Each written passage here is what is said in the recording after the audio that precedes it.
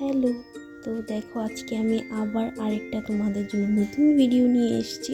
এখানে আমি নিয়েছি দেখো কিছুটা কাজু, বাদাম, কিশমিশ, চারমগজ আর তার সাথে আদা আর টমেটো আর এখানে হচ্ছে কাঁচামরিচ, এগুলিকে পেস্ট করে নেব। এবার আমি এখানে কিছুটা পনির নিয়েছি। এবার আমি এখানে কড়াইতে তেল গরম করে তার মধ্যে পনিরগুলি দিয়ে দিলাম। এবার তার মধ্যে এক অল্প লবণ আর তার সাথে লাল মরিচের গুঁড়ো দিয়ে হালকা হাতে এগুলিকে ভেজে নেব।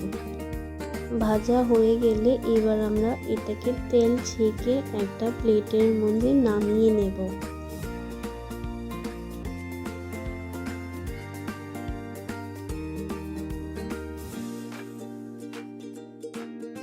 এবার ওই তেলের মধ্যে সামান্য একটু বাটার অ্যাড করব।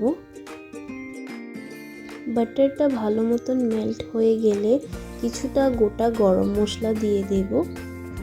গোটা গরম মশলাটা ভাজা হয়ে গেলে যে পেস্ট করে রেখেছিলাম যে বাটাটা, সেটা আমরা এর মধ্যে দিয়ে দেব। দিয়ে ভালোভাবে নাড়িয়ে চাড়িয়ে নেব।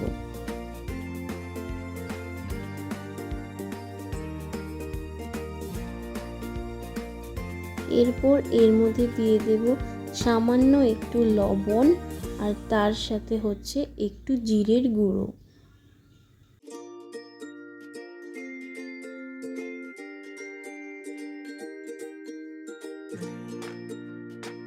জিরের গুঁড়ো দিয়ে ভালোভাবে নাড়িয়ে চাড়িয়ে কিছুক্ষণ হতে দেব।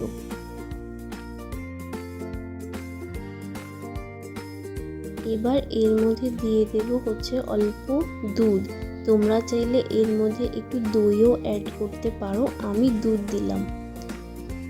এবার দিয়ে দেব ভেজে রাখা পনিরের টুকরোগুলি, দিয়ে ভালোভাবে নাড়িয়ে চাড়িয়ে নেব।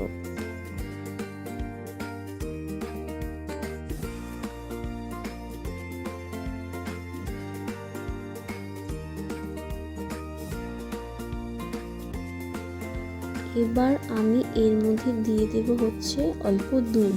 তোমরা এখানে জলও ব্যবহার করতে পারো, আমি এটা দুধ দিয়ে করেছি তাই আমি দুধ অ্যাড করেছি।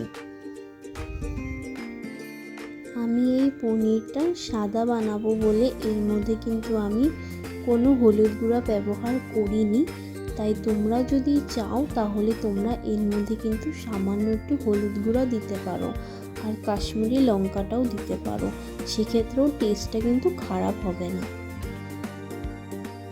তো দেখো আমার এটা প্রায় হয়ে এসছে। এখন উপর থেকে একটু গরম মশলা দিয়ে দিলেই এটা কমপ্লিট হয়ে যাবে, কিন্তু আমার কাছে গরম মশলা ছিল না তাই আমি এখানে সামান্য অল্প ঘি অ্যাড করেছি। যেহেতু এটা নিরামিষ বানিয়েছি তাই ঘি অ্যাড করেছি। তোমরা চাইলে গরম মশলাও অ্যাড করতে পারো। আমার রান্না কমপ্লিট, তো তোমরা জানিও কেমন হয়েছে। Thanks for watching.